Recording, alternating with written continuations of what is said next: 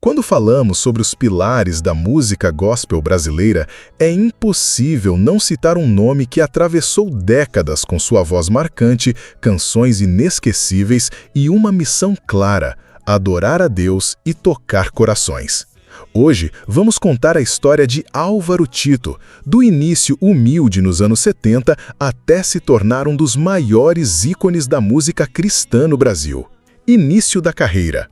Em um podcast, Pode Crer, Álvaro Tito fala quais os cantores que ele gostava de cantar as suas músicas. Um deles é o Oséias de Paula.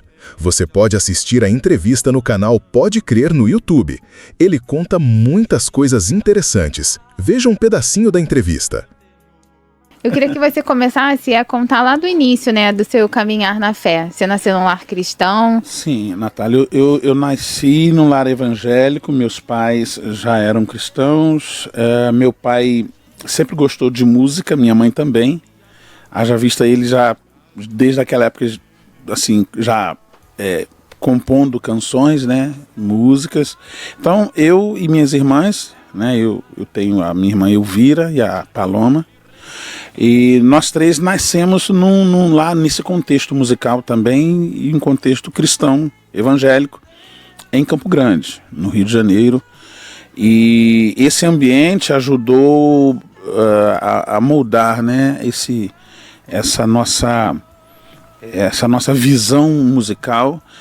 Isso já também numa época, vamos dizer assim, bastante conservadora, musicalmente falando, né? Por que eu digo isso? Porque algumas pessoas às vezes perguntam: Álvaro, você tem um jeito peculiar de ministrar e de cantar, e sempre foi assim? Na realidade, naquele contexto, eu com 3, 4, 5 anos, o contexto era bem mais fechado. Eu imagino. E aí, mas ainda assim, a minha mãe sempre gostou de compor, ela também compõe, meu pai tocava violão, e nesse contexto eu cresci. E com 4 anos de idade, na Assembleia de Deus de Campo Grande, então meu pai me incentivando, né, eu cantei o meu primeiro hino. Eu me lembro do pastor Carlos Malafaia, de saudosa memória, ele me colocando assim numa cadeira, e eu vendo as pessoas, eu comecei a cantar o hino 15 da harpa cristã, né? Ó, quão cego eu andei. Então ali foi assim o start para eu já começar a enfrentar ou encarar uma audiência. E quando que você encontrou assim o seu estilo? Bom,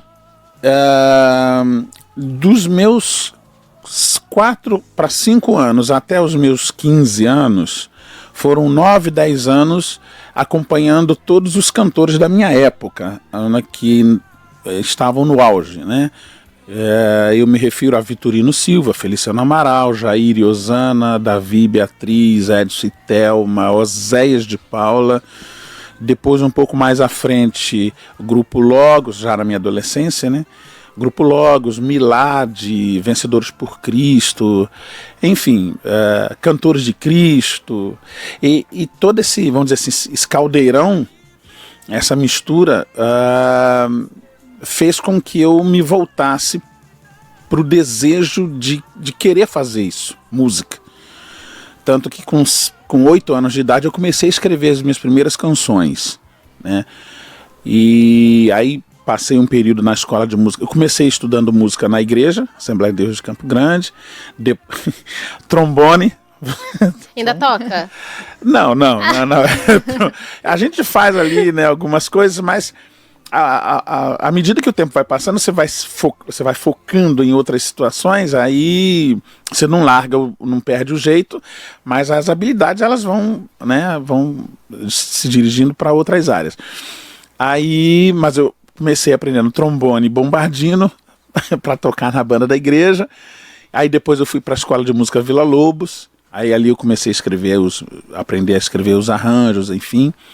E eu tive um período de aprendizado na música clássica, né? Brahms, Haydn, Mozart, Beethoven, Rossini, Verdi, aquelas coisas todas.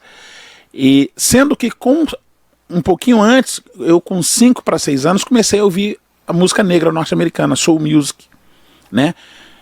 Barry White, Stevie Wonder, Michael Jackson. Então isso foi ajudando a eu olhar musicalmente o que acontecia. Sair da caixinha. Exatamente. Né? A trajetória musical de Álvaro Tito começou muito cedo. Nascido em 1965, no Rio de Janeiro, ele gravou seu primeiro álbum aos 13 anos de idade, em 1978, com o título Jesus é a Solução. O disco trazia uma sonoridade inovadora para a época e já mostrava a força vocal de um garoto que seria uma das grandes vozes do gospel nacional. Curiosidade: esse álbum já trazia a proposta de unir letras cristãs com uma pegada mais moderna e acessível, o que futuramente se tornaria uma das marcas de Álvaro Tito. Crescimento e sucesso.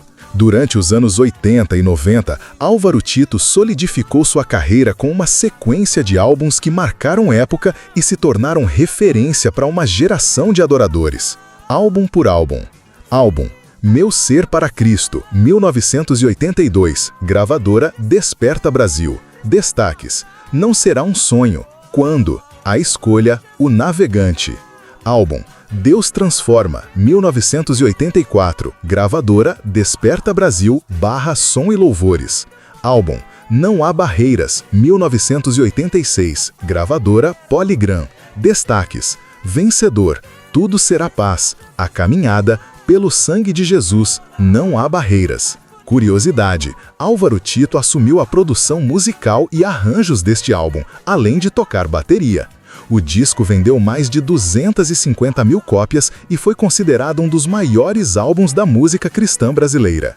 Álbum Ágape, 1990, gravadora Som Livre. Destaques: Ágape, Jesus Cristo é o Senhor, Bartimeu, Quem Tem Jesus, Conta Tuas Culpas, Me Ouça, Redimido, Viver, Portais, Tenho Cristo Comigo. Álbum Grandes Momentos, 1994, gravadora Warner Music Brasil. Destaques: Pelo Sangue de Jesus, Não Há Barreiras, Riqueza, Comunhão, Vencedor, Desperta a Igreja, Com Jesus na Vida, Fica Jesus, A Caminhada. Álbum Cristo Guerreia por Mim, 1998, gravadora MK Music. Destaques: Olha para Cristo, O Fogo Cai, Veja os Teus Problemas, Esse Sangue Vertido, Santo é Jeová, Sinal da Cruz, Queima Senhor, Cristo Guerreia por Mim, É de Madrugada, A Solução é Jesus. Álbum Comunhão, 1988. Álbum Sentimentos, 1990.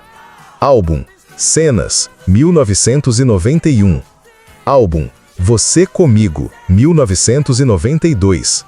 Álbum Deus Está Aqui, 1994. Álbum Não Chore, 1995. Álbum Esperança Viva, 1998. Álbum Tempo de Alegria, 2000. Álbum Levanta-te, 2002. Álbum Na Intimidade, Voz e Violão, Volume 1, 2006.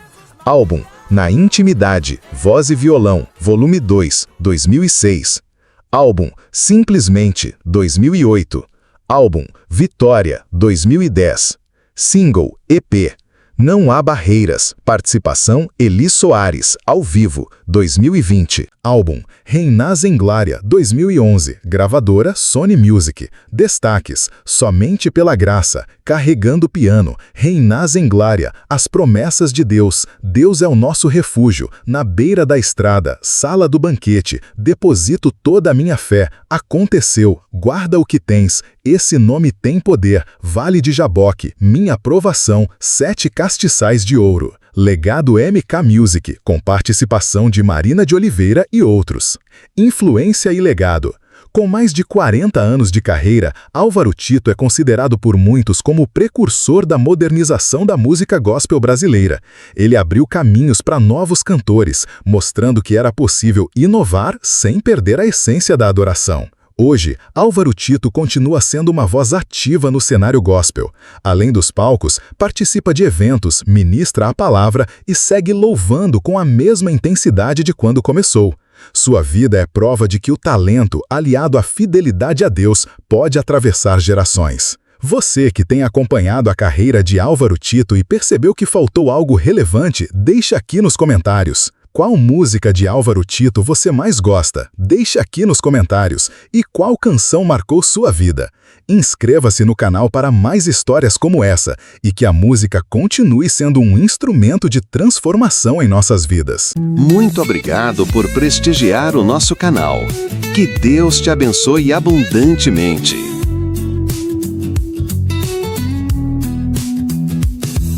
Musical, cérebro inteligente, tocando músicas que tocam seu coração. Inscreva e dê seu like, compartilhe também, meu irmão.